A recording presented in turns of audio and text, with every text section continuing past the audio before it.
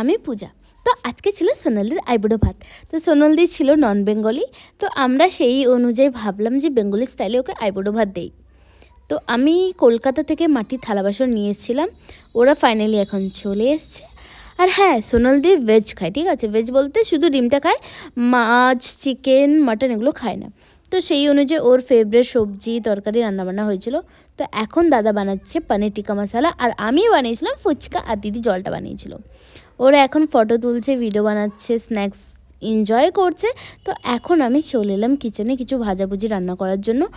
তো তারপরে ওরা জোর করতেই আমি একটা ফুচকা খেয়েছি, যেহেতু আমি ডায়েটেই ছিলাম, স্যাটারডে ছিল, তো আমি চিট ডে করতে পারছিলাম না, সানডেতেই শুধু করি।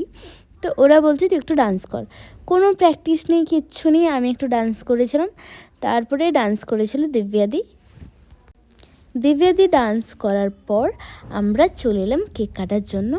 চকলেট কেক ছিল দুটো, এতটাই টেস্টি লাগছিল, লোভ লাগছিল, মানে দেখতে মানে এতটাই ভালো লাগছিলো যেন মনে হচ্ছে আমি সব কেক খেয়ে নিই। বাট তারপরেও আমি নিজেকে কন্ট্রোল করে তবু পিসি মাত্র খেয়েছি। তো এখন চলে এলো আমাদের ডিনার টাইম।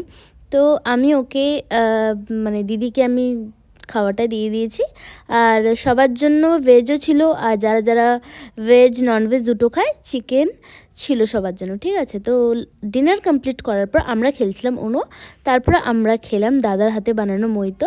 সো দেখা হচ্ছে নেক্সট ভিডিওতে।